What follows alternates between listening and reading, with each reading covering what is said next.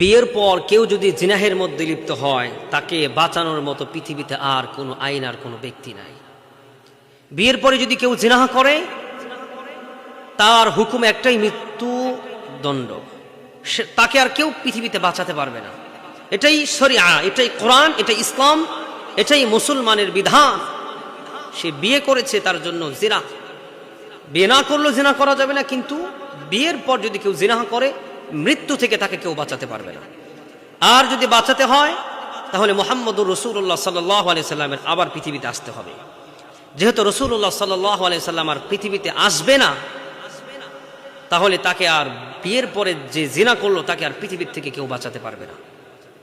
কত বড় হুমকি, কত বড় হুঁশিয়ারি পরোয়ানা চালু করে দিলেন, জারি করে দিলেন রব্বুল আলামিন, যে বিবাহিতা নারী আর বিবাহিত পুরুষ যদি জিনা করে তার জন্য মৃত্যুদণ্ড একেবারেই অনিবার্য। চিন্তা করেন, এই আইন আমার বাংলাদেশের সরকারকে চালু করতে বলছি।